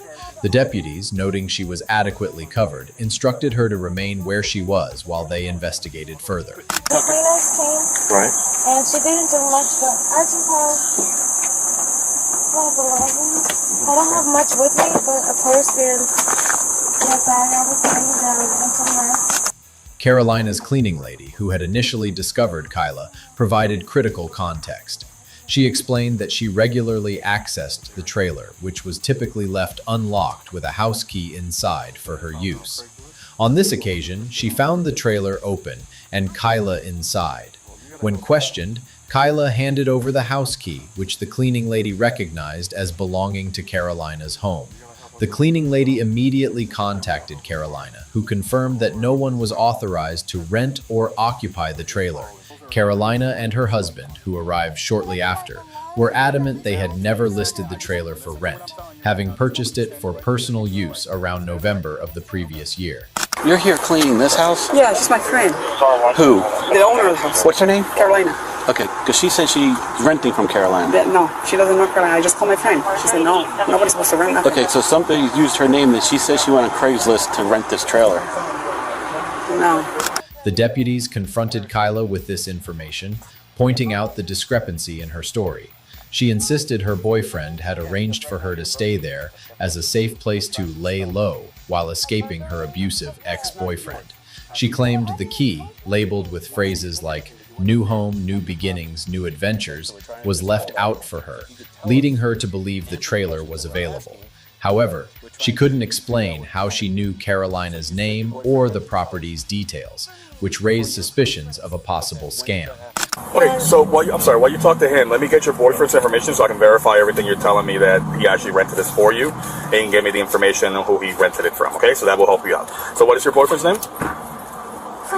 What is your boyfriend's name? I really don't want to give my boyfriend. You Caroline? Yes. Okay. Hi, Caroline. I don't know you. Carolina and her husband were visibly upset, emphasizing their concern for their 3 children who played in the area. They noted that Kyla had not only entered the trailer, but also the main house, where she admitted to taking ice cream from the freezer and possibly making waffles. This admission escalated the situation, as it indicated Kyla had accessed private property and taken items without permission. Sold anything? I don't do anything on Craigslist. Okay, because somehow she got your information from Craigslist. So it sounds like, and this is kind of a common scam, when somebody has a piece of property and they'll rent it out, they'll get the proceeds from it, but unfortunately somebody's in your home. So right now she's telling us she came here because her boyfriend rented it for her to stay. The only thing that's inside there is her clothing. That's it. Throughout the interaction, Kyla grew increasingly agitated, accusing the homeowners and deputies of engaging in black magic and witchcraft, and expressing distress over being recorded by Carolina. She maintained that she believed the trailer was legitimately rented for her, and that she only entered the house briefly to retrieve food. Deputies, however, noted that her refusal to provide verifiable details about her boyfriend or the rental process undermined her claims. Next step is I'm about to put you in handcuffs if you don't listen to me. What to do, sir, but at this point, I just want to put my panties on. So you're going to detain me naked? Absolutely. So that's pain and suffering? No, that's a lawsuit, my love. Ow! Can I put panties on? You have shorts? Oh, Jesus. After further discussion, the deputies determined that Kyla's actions constituted more than simple trespassing. They informed her that she would be issued a trespass warning, barring her from returning to the property, and allowed her to collect her belongings under supervision.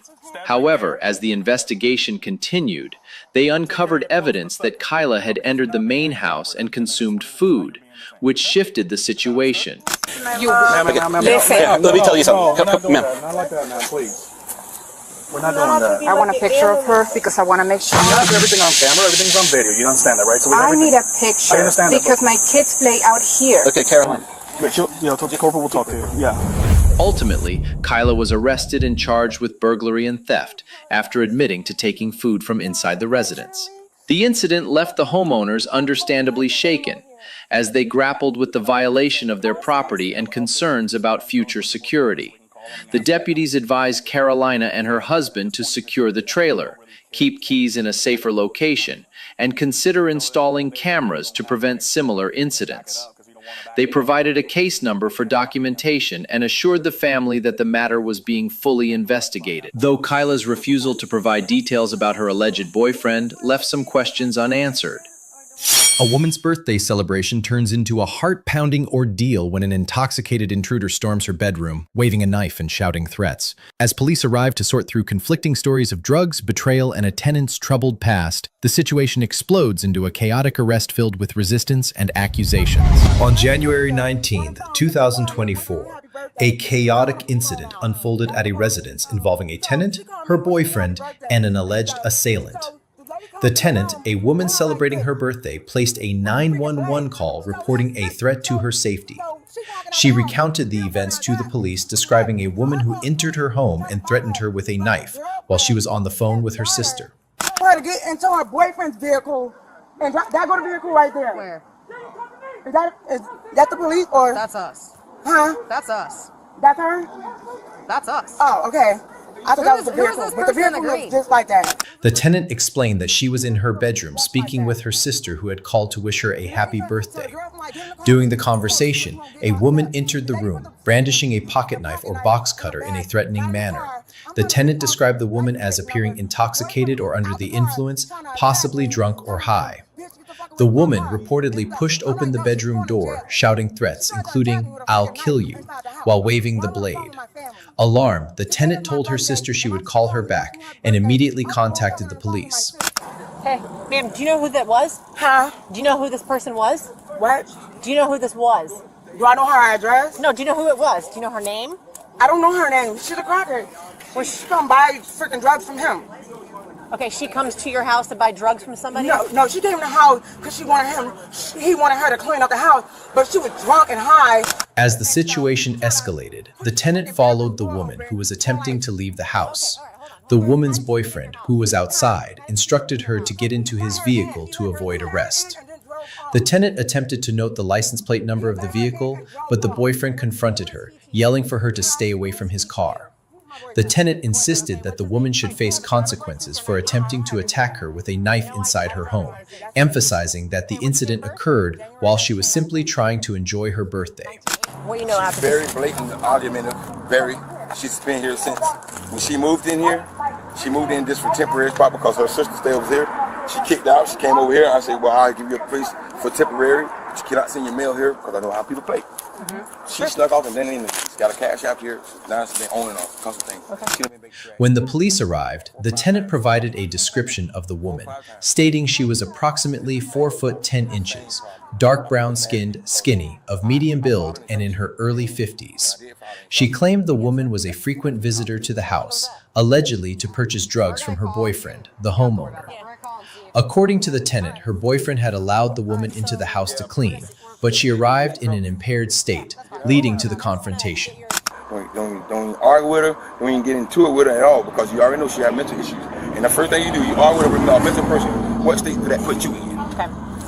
So, do you know the lady that came in that she's talking about? The crack lady? No, that's my god sister Tiffany. She said she did something. Man, you see her, man, you don't have you can hear her voice that she don't have no heart bone in her body. Is that who she? The boyfriend, questioned separately by the police, provided a different perspective.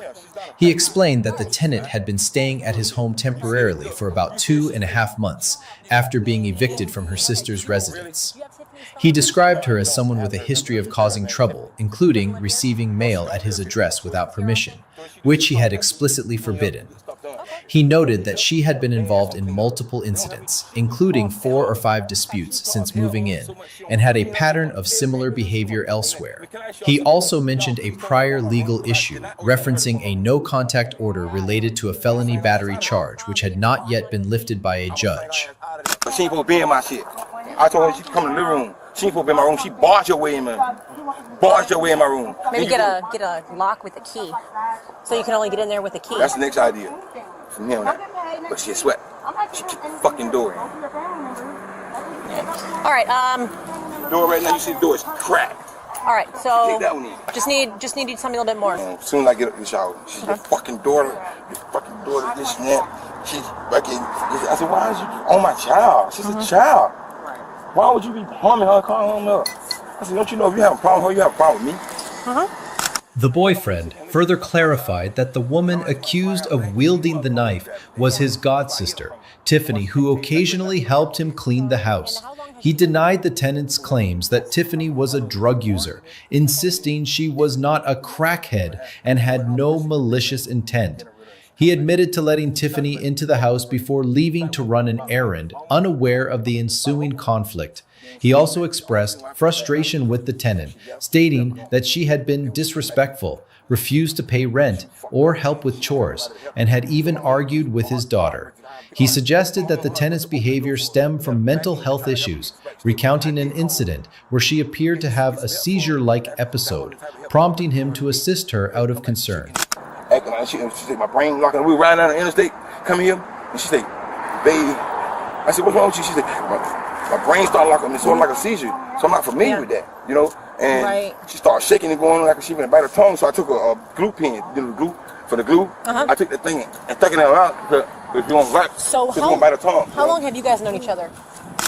The situation grew tense as the police attempted to detain the tenant for questioning. She resisted, refusing to comply with orders to place her hands behind her back.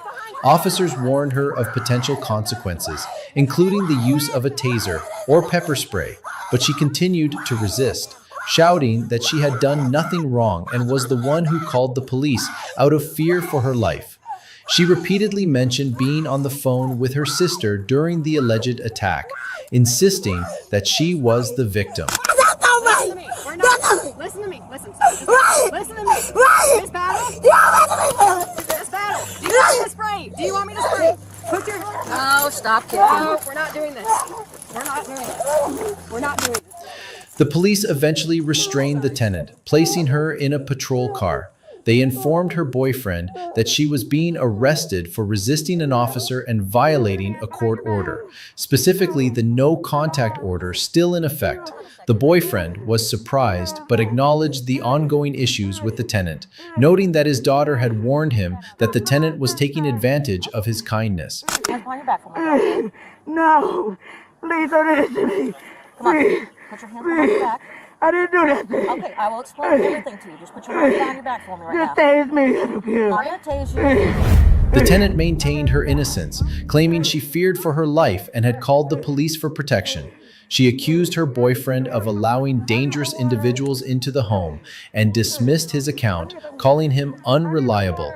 The incident, which began with a birthday call, ended with the tenant's arrest, leaving unresolved tensions and conflicting narratives between the parties involved. A routine shoplifting call at a Goodwill store escalates into a high-stakes struggle. A woman, caught slipping dresses into her purse, fights back against officers and loss prevention, her desperate resistance and cries of pain turning a simple theft into a dramatic showdown that lands her in cuffs. On June 10, 2023, police officers responded to a Goodwill store following reports of a woman shoplifting. The incident escalated into a tense confrontation, resulting in the suspect's arrest and multiple charges. Stop. Please don't grab me. Don't grab my pocketbook. Let go of the purse. Please? Let go of the purse. Please unhand me. Let go of the Please purse. unhand me. You're hurting me. Listen to him. Stop. You're going to catch a felony charge. You keep fighting with me. You understand? Stop. Upon arrival, officers encountered a woman suspected of stealing clothing. The loss prevention manager reported that the suspect had selected several items and entered a fitting room, later emerging without the items and leaving empty hangers behind, which raised suspicions of theft. The manager confronted her as she attempted to leave the store, leading to a physical altercation. Stop. Stop. Stop. Please. Please stop. Please. Stop. Please. Please. You're hurting me. The situation intensified as officers attempted to detain the woman. She resisted, demanding that they not touch her or her purse and insisting they release her bag. She repeatedly expressed pain and fear, stating that the officers were hurting her and that she was scared. Despite warnings that her resistance could lead to additional charges, including a felony, she continued to struggle, pulling away and refusing to comply with commands to release her purse. Come on. Bring your knees to your stomach so we can stay Let's go. down. Bring your knees to your stomach. Let's go. 1, 2, 3. Scissors? Yeah, just leave it off here. Go throw her in the car. Sure can. That way. Walk. Officers eventually subdued her and placed her on the ground to secure her in handcuffs. One officer noted that her resistance was the cause of any discomfort, emphasizing that her actions escalated the situation. After restraining her, they stood her up and placed her in a patrol car to continue the investigation. The suspect, visibly shaken, continued to express distress, reiterating her fear and discomfort. Go ahead and sit down in the car. Have a seat. Up first. Inside the car. I can't get inside Yes, the you can. car. The loss prevention manager provided further details, explaining that the suspect had entered the fitting room with multiple items, including dresses, and left without them, hanging empty hangers on the rack. Her purse was found to contain several unpaid items, though she had paid for one dress. The manager noted this was not her first incident, stating that she had previously stolen 2 dresses on an earlier visit and attempted to take 2 more this time. He apprehended her at the store's entrance, following protocol, and attempted to take a photo of her, which she tried to snatch from his hand. She also pushed against him in an attempt to leave, though she did not strike him. I didn't move. We'll talk about everything in just a second, okay? As long as you're not injured. That's what I wanted to make sure of, okay? I heard. Officers searched her purse, confirming the presence of stolen items. The suspect acknowledged having cash and a debit card, raising questions about her motive for stealing. When asked why she took the items, she claimed not to know and avoided answering questions about prior incidents. Officers read her Miranda rights, explaining that anything she said could be used against her in court. She hesitated, expressing uncertainty about speaking without a lawyer, and ultimately declined to provide a full statement, indicating that her willingness to answer depended on the questions asked. Because you're in custody, I have to ask you some direct questions. I need to read you your rights, okay? You have the right to remain silent. Anything you say can and will be used against you in the court of law. You understand each one of these rights as they've been presented? Yes. With these rights in mind, do you want to talk to me? I don't know. It depends on what you ask me. I'm going to ask you questions about what happened today, why I got called to the Goodwill. The fire department was called as a precaution to check for injuries, as the suspect claimed an officer had pushed her into a table. She was unsure if she needed medical attention, and officers ensured she was evaluated. No serious injuries were reported, and she remained in custody. You're an adult. You can make this decision. If it's a no, I won't ask you anything else. If it's a yes, then we'll have a conversation on why I'm here and why you're in handcuffs. I'm going to ask you one more time. I'm not sure what to do, sir. Do you want to talk to me knowing that you can have a lawyer present? The investigation revealed a pattern of behavior. The loss prevention manager confirmed this was the suspect's second theft attempt at the store, with security footage showing her entering and leaving the fitting room with empty hangers. Officers noted that her resistance, including pulling away and refusing to surrender her purse, obstructed their investigation. She was informed that she would be trespassed from the entire shopping plaza, including Goodwill and nearby stores like Family Dollar, to prevent future incidents. I have to complete my investigation. So, yes or no? It depends on what you're going to ask me, sir. About what happened today. I don't know what I will or will not answer until I hear the question. Okay, you can decide that, but you have to say yes or no for me to even ask you a question first. If I ask you a question you don't want to answer, you can tell me that you don't want to answer that. At any point, you can tell me I'm done talking. I don't want to talk to you anymore. Throughout the encounter, the suspect maintained she was scared and did not intend to resist, asserting that she had not resisted. However, officers explained that her actions, pulling away, refusing to release her purse, and attempting to leave, constituted resistance. They clarified that while she did not strike anyone, her behavior met the criteria for resisting arrest without violence. You have more than enough money to pay for those dresses. I do, I know. You have cash and a debit card. So why did we go in the dressing room twice and take stuff off and put it in your purse and stash the empty hanger? What's going on? Have you done anything like this before?